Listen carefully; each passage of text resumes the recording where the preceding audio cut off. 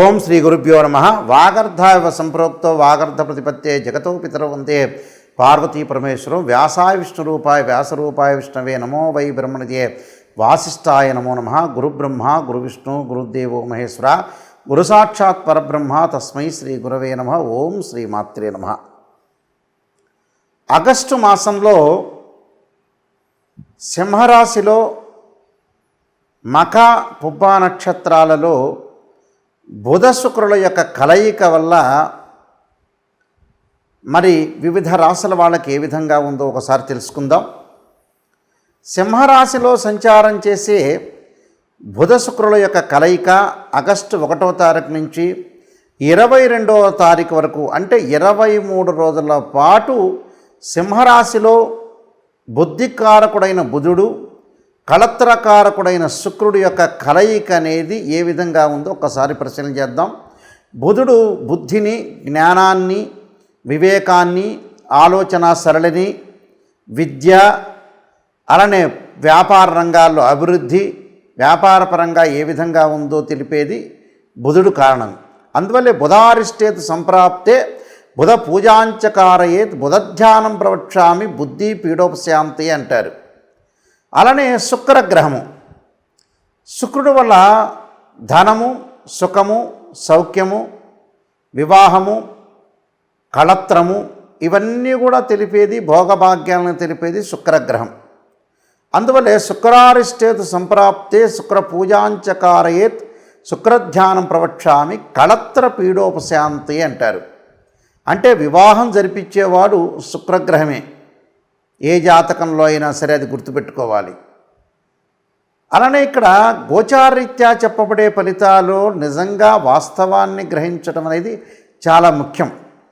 దానిలో ఏదైనా సరే ఒక నిర్ణయం తీసుకునేటప్పుడు మంచి చెడుల యొక్క మిశ్రమాలు అనేవి బాగా ఎక్కువగా ఉంటాయి.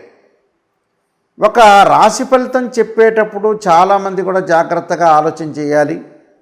దానిలో మంచి ఉంటుంది, చెడు ఉంటుంది. కేవలం మంచి చెప్పటమే కాదు, చెడు వల్ల కూడా మనకు ప్రయోజనాలు కలిగే అవకాశాలు ఎక్కువ ఉంటాయి. అంటే ఒక ప్రమాదం జరుగుతుంది అని మనం చెప్పేటప్పుడు మనం ఆ ప్రమాదాన్ని నివారించగలగటం అనేది మన చేతుల్లో ఉండే అవకాశం ఉంటుంది. భగవంతుడి యొక్క ఆరాధన వల్ల కూడా మనకు మంచి జరుగుతుంది. అంటే this is the transit system అంటారు. అంటే గోచారరీత్యా చెప్పబడేవి బర్త్ చార్ట్కి గోచారానికి చాలా తేడా ఉంటుంది. అదొకటి లాట్ ఆఫ్ డిఫరెన్స్ అనేది ఉంటుంది. కాబట్టి మీరు ప్రతి ఒక్క ప్రేక్షకులు కూడా మీరు గమనించాలి. నిజాన్ని తెలుసుకోవడం అనేది చాలా ఇంపార్టెంట్. నిజం అనేది నిప్పు లాంటిది.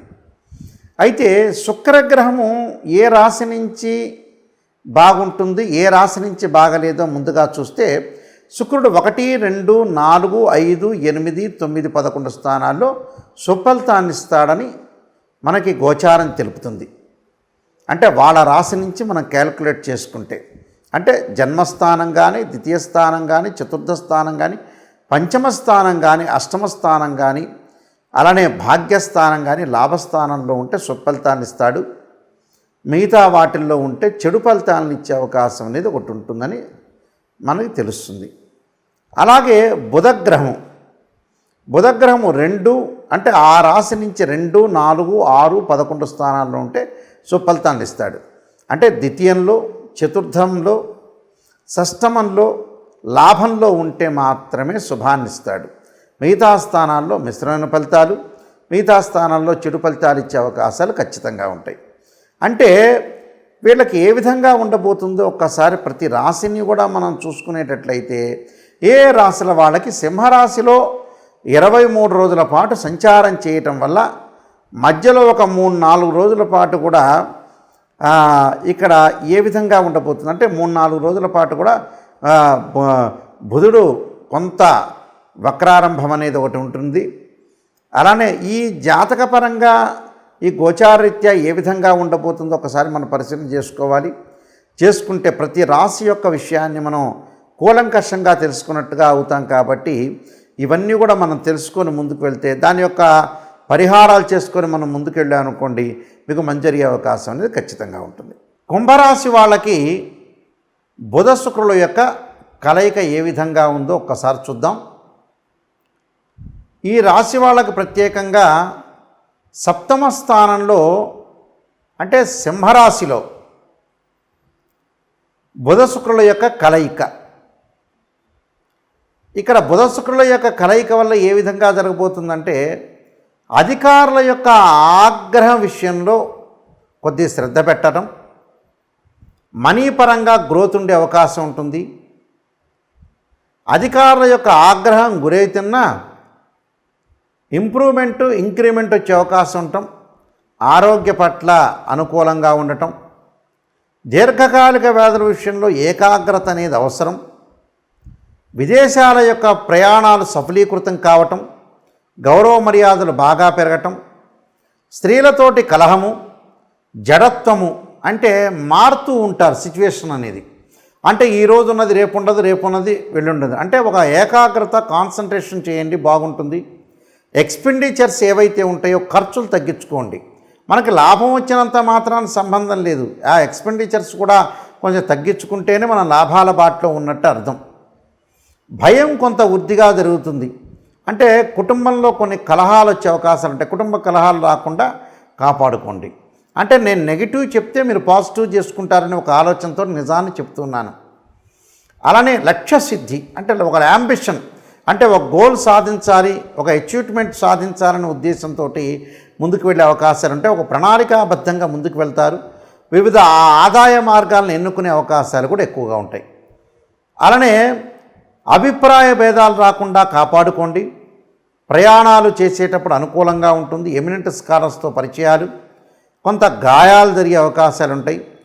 బంధువులు మిత్రుల యొక్క మరణ వార్తన జరిగే అవకాశాలు ఉంటాయి. అంటే వాళ్ళ యొక్క మరణ వార్తలు శ్రవణం చేసే అవకాశం ఉంటుంది, వినే అవకాశాలు ఎక్కువ ఉంటాయి. రుణ బాధలు తగ్గించుకోవాలి. లంగ్స్ సంబంధించిన విషయాల్లో జాగ్రత్త ఉండాలి. అంటే ధనధాన్య వృద్ధి కలిగే అవకాశాలు ఉంటాయి, బంగారు ఆభరణాలు కలిగే అవకాశాలు ఉంటాయి, విదేశ ప్రయత్నాలు సఫలీకృతం అవుతాయి. విద్యార్థులకు కూడా మంచి విశ్వవిద్యాలయంలో సీట్ వచ్చే అవకాశాలు ఎక్కువగా ఉంటాయి. వివాహ ప్రయత్నాలు వచ్చేటప్పటికల్లా 1-2 సంబంధాలు తప్పిపోయి 3వ సంబంధం కలిసే అవకాశం ఉంటుంది. దీర్ఘకాలిక వ్యాధులు అంటే బీపీ, షుగరు, ఆస్తమా కానీ కిడ్నీకి సంబంధించిన వ్యాధులు బాధపడుతున్న వ్యక్తులు మటుకు కొంత శ్రద్ధ పెట్టి ముందుకు వెళ్ళటం అనేది చాలా మంచిది. అంటే కొన్ని విషయాల్లో నిజంగా కొన్ని మనకి నెగిటివ్ వస్తుంటాయి. ఇలాగా నాయకంటి గారు నెగిటివ్ చెప్పారు, పాజిటివ్ చెప్పారు అనేది ఆలోచన చేయొద్దండి. ఎందుకంటే నెగిటివ్ చెప్పడం వల్ల నేను మిమ్మల్ని సేవ్ చేసిన వ్యక్తులు అవుతా. ఇది మటుకు చాలా ఒక అండర్లైన్ చేసుకోండి ఈ పాయింట్. ఎవరు చెప్పినా కూడా నిజాన్ని తెలుసుకున్నారనుకోండి, మిమ్మల్ని నేను బాగు చేసినట్టే అవుతుంది. నేను నిజాన్ని చెప్పలేదనుకోండి, నిజంగా అయితే మిమ్మల్ని నేను బాగు చేసిన వ్యక్తిగా మారను. అంటే అసత్యాలు అనేవి ఉంటాయి, అసత్యం కాదు, సత్యాన్ని గ్రహించండి.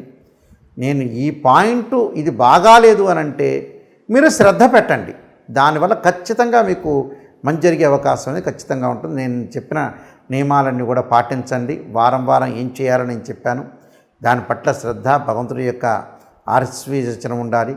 మనం మంచి జరగాలని కోరుకోవాలి, అందరికీ కూడా మంచి జరగాలని ఆశించాలండి. అయితే ఈ రాశి వాళ్ళందరూ కూడా నేను చెప్పినట్టుగా కొన్ని ప్రత్యేకంగా శాస్త్రీయ పదంలో ఉండే రెమెడీస్ మాత్రమే పాటించడం ఎప్పుడు కూడా మంచిదే. అశాస్త్రీయంలో ఉండే ఏదైతే రెమెడీస్ వల్ల పెద్దగా అనుకూలంగా ఉండదు, అది ఎలాంటి అనుకూలం చెందుతుందో మనం చాలా జాగ్రత్తగా గమనించి ముందుకు వెళ్ళాలి. శాస్త్రీయ పదంలో ఉండే స్తోత్ర పారాయణాలు కానీ ఏ వారం ఏమి చేయాలనేది చూడాలి. ఈ రాశి వాళ్ళందరూ కూడా నేను చెప్పినట్టుగా మనకి 23 రోజుల పాటు బుధ శుక్రుల యొక్క కలయిక వల్ల మనం మంచి జరగాలని ఆశించాలి. చెడు ఫలితాలను నివారించడానికి స్తోత్ర పారాయణ చేయాలి. అంటే కనీసం మనం ఒకరోజు ఒక 10 నిమిషాలు భగవంతుడు కేటాయించాలి. ప్రతిరోజు కూడా మనం ఆఫీస్కి వెళ్ళేటప్పుడు కానీ, ఒక వ్యాపారం చేసేటప్పుడు కానీ, అందరూ కూడా ఒక రాజకీయ నాయకులే కాదు, సినిమా యాక్టర్సే కాదు, చిరు వ్యాపారులు ఉండొచ్చు, పెద్ద పారిశ్రామికవేత్తలు ఉండొచ్చు, గవర్నమెంట్ ఎంప్లాయీ ఆర్ ప్రైవేట్ సెక్టార్లో ఉండే ఎంప్లాయీస్ ఉండొచ్చు.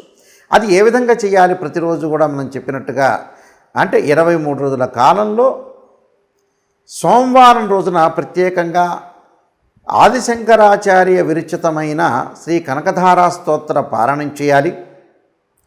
2వ సోమవారం అంటే ఆగస్టులోనే 2వ సోమవారం రోజున ఓం నమః శివాయ పంచాక్షరి 21 సార్లు కానీ, 27 కానీ, 54 కానీ, 108 సార్లు కానీ చేయటం. ఇంకొక సోమవారం వచ్చే రుద్రగాయత్రి మంత్రాన్ని, తత్పురుషాయ విద్యే మహాదేవాయ ధీమహి తన్నో రుద్ర ప్రచోదయాత్ అనే మంత్రాన్ని, అలానే శివకవచ స్తోత్ర పారాయణం చేయటం చాలా మంచిది.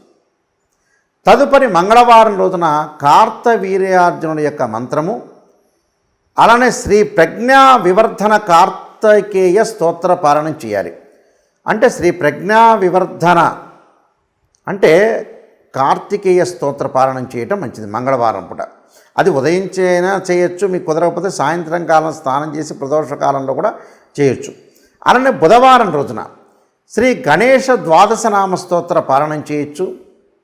అలానే గణపతిని ఆరాధన చేయటం అనేది మంచిది. అంటే వక్రతుండ మహాకాయ కోటి సూర్య సమప్రభ నిర్విఘ్నం కురుమే దేవ సర్వకార్యేషు సర్వదా అనే మంత్రాన్ని, తత్పురుషాయ విద్యే వక్రతుండాయ ధీమహి తన్నోదంతి ప్రచోదయాత్ అనేది మంత్రాన్ని చదవండి. ఉదయం పూట కుదరకపోతే సాయంకాలంలో కూడా చదవచ్చు. ఇది బుధవారం రోజున చేయాల్సింది. గురువారం రోజున దత్తాత్రేయ స్వామి యొక్క స్తోత్రాన్ని, దత్త కవచాన్ని చదవటం మంచిది. అలానే శుక్రవారం రోజున ప్రాతకాలం కానీ ప్రదోషకాల సమయంలో కానీ శ్రీ గౌరీ దశక స్తోత్ర పారాయణం చేయటం, గౌరీ దేవత ఆరాధన చేయటం, శ్రీ త్రిపుర సుందరి స్తోత్ర పారాయణం చేయటం చాలా మంచిది. ఇది శుక్రవారం రోజున చేయాలి. శనివారం రోజున వచ్చేటప్పటికల్లా లక్ష్మీ నరసింహస్వామి పంచరత్న స్తోత్ర పారాయణం కానీ లేకపోతే విష్ణు సహస్రనామ పారాయణం కానీ ఉదయం కానీ సాయంత్రం కానీ చేయొచ్చు. ఆదివారం రోజున వచ్చేటప్పటికల్లా జగన్నాథ అష్టక స్తోత్ర పారాయణం చేయండి. అంటే ప్రతి వారం రోజున కూడా ప్రతిరోజు కూడా ఒక వారంలో సోమవారం ఒకటి, మంగళవారం ఒకటి, బుధవారం ఒకటి, గురువారం ఒకటి, శుక్రవారం, శనివారం, ఆదివారం ప్రతిరోజు కూడా ఒక స్తోత్ర పారాయణం అనేది చేయటం వల్ల మనకి 23 రోజుల కాలంలో చెడు ఫలితాలన్నీ కూడా తగ్గి మంచి ఫలితాలు వచ్చే అవకాశం ఖచ్చితంగా ఉంటుంది. కాబట్టి అది ప్రాతకాలం కానీ సాయంకాలం కానీ చేయొచ్చు. ఒక వారం కుదరకపోతే మరొక సోమవారం చేయొచ్చు, మరొక మంగళవారం చేయొచ్చు, మరొక బుధవారం చేయటం వల్ల మీకు మంచి జరిగే అవకాశం అనేది ఖచ్చితంగా ఉంటుంది. ఇవన్నీ కూడా శాస్త్రీయ పరంగా ఉండే రెమెడీసే కానీ మనకి ఏదైతే మంచి జరగాలంటే మంచి స్తోత్ర పారాయణాలు చేయటం వల్ల కూడా ఆ నెలలో మంచి జరిగే అవకాశం ఖచ్చితంగా ఉంటుంది. ఈ నియమాలన్నీ కూడా పాటించి మీరు ముందుకు వెళ్ళండి. మీకు మంచి జరిగే అవకాశం తప్పకుండా ఉండాలని ఆశిస్తూ సర్వే జనా సుఖినో భవంతు.